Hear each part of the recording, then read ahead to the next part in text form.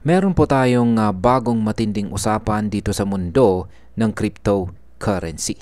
At siguradong mapapaisip ka kung gaano ka na kahanda sa susunod na bull run. At ang tanong po rito ay gusto mo bang magkaroon ng Lambo pero ayaw mong ibenta si XRP?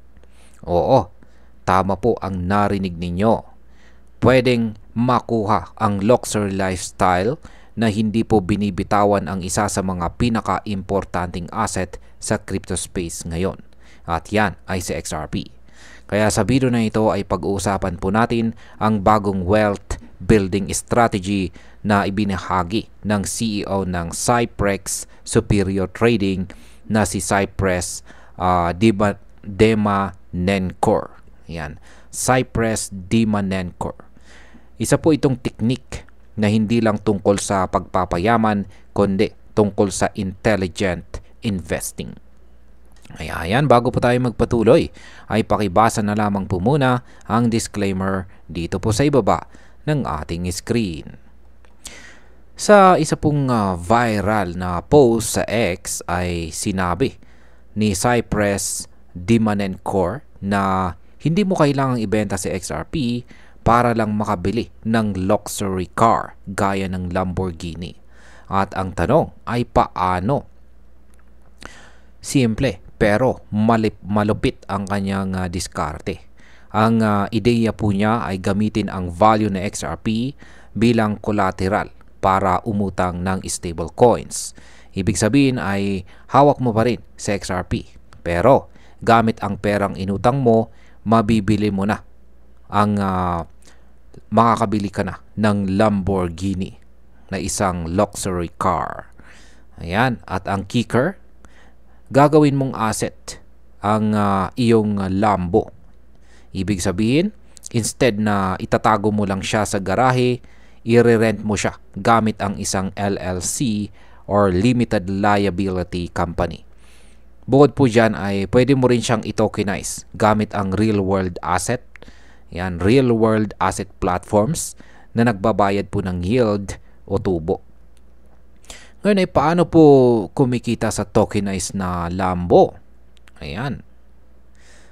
Ganito po ang proseso. Una ay bibili ka ng Lambo gamit ang stablecoin na inutang mo gamit si XRP bilang collateral. Pangalawa ay i-register mo ang iyong Lambo sa isang LLC na sa iyo pa rin ang control. At pangatlo, gamit ang Web3 tools ay i-tokenize mo ang iyong Lambo at ilista sa isang platform na nagbibigay ng tubo. At pang-apat ay pwede mong paupahan ang iyong Lambo sa mga events, film shoots o mga high-end rentals.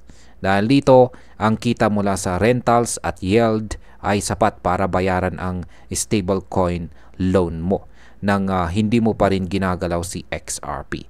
Kaya mind blown, di po ba? Ang teknik na ito ay bahagi ng isang mas malaking prinsipyo. At yan po ay ang layered wealth creation. Ang ideya ay hindi lang basta earn and spend, kundi earn, borrow, own, and multiply.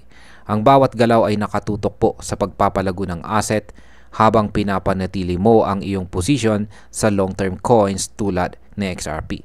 Ang ganitong paraan ay pangmatagalang diskarte, hindi pang impulsive buyers. Pero teka lang, hindi po lahat ay sang-ayon. Ayan, meron po rito si Michelle Nightingale, isa po sa mga pinakamaingay na taga-suporta ni XRP, ay may sarili naman po siyang punto. Ayon po sa kanya ay masyado pang maaga para isugal si XRP. Ayan. At ipinunto po niya na mula pa nung eleksyon sa Amerika, si XRP ay tumalon ng higit 700%. Grabe, di po ba?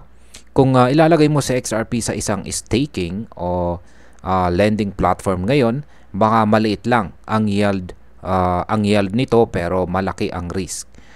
Naalala pa niya ang mga kapalpakan tulad po ng Celsius at saka Voyager kung saan maraming investor ang nawalan ng lahat sa paghabol po ng tubo or gain. Kaya ang aral po niya ay huwag munang galawin si XRP habang paangat pa siya. Pero ayon naman po kay Ginoong Chris Greiner, isa na rin po siyang XRP proponent. Ayan, ay mukhang may konting misunderstanding.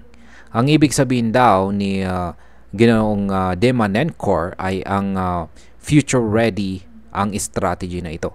Hindi ito para sa kasalukuyang market, kundi para sa oras na maging matured na sa XRP at mas matatag na ang DeFi ecosystem. Dito pa lang magiging viable ang diskarte na ito. Pagkatapos po ng clarification ay umayon na rin si Nightingale at sinabing excited na siya sa mga upcoming tools tulad po ng Firelight Protocol, ayan, ng Flare Network, na pwedeng magbigay ng tunay na passive income habang hawak mo pa rin ang XRP mo. Ngayon, ang sunod po nating tanong dito ay para kanino naman kaya ang strategy na ito? At ang sagot ay para po ito sa mga seasoned investors. Yan, seasoned investors na may sapat na kaalaman at resources para i-manage ang risk. Kung baguhan ka pa lamang ay mas mainam na mag-focus ka muna sa pag-hold at pag-aaral kay XRP kaysa maghabol agad ng yield. Walang masama sa pangarap na magkaroon ng Lamborghini, pero mas importante pa rin ang tamang mindset. Hindi mo kailangang maging flashy agad. Ang tunay na yaman ay yung tumatagal at lumalago. Hindi po yung mabilis pero sablay sa dulo. Yan, para po sa atin bilang mga Pinoy crypto enthusiast, bago mo ibenta ang iyong XRP para lang sa pansamantalang karangyaan, tanungin mo muna ang sarili mo.